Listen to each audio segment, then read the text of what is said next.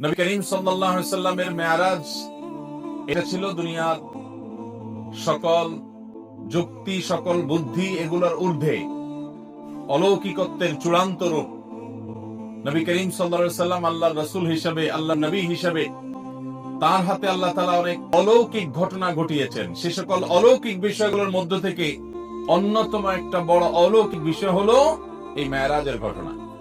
একজন মানুষ মক্কা থেকে, মসজিদে হারাম থেকে এক রাতের সামান্য কিছু সময়ের মধ্যে সুদূর ফিলিস্তিনে মসজিদুল আকসা পর্যন্ত যাওয়া, আবার সেখান থেকে সপ্ত আকাশ ভেদ করে, নবমণ্ডল সব ভেদ করে আল্লাহ রাব্বুল আলামিনের অনেক বড় বড় নিদর্শন, আয়াত মিনাল্লাহি তাবারাকা ওয়া তাআলা, সেগুলো সব অবলোকন করে জান্নাত জাহান্নামের বিভিন্ন দৃশ্য দেখে, আল্লাহর সাথে কথোপকথন করে, আল্লাহর কাছ থেকে ওহী নিয়ে, বিশেষ বিশেষ বিধিবিধান নিয়ে, আবার নবী রাসূলদের সাথে সাক্ষাৎ করে আবার মক্কায় চলে এসেছেন মাত্র একটি রাতের সামান্য কিছু মুহূর্তের মধ্যে।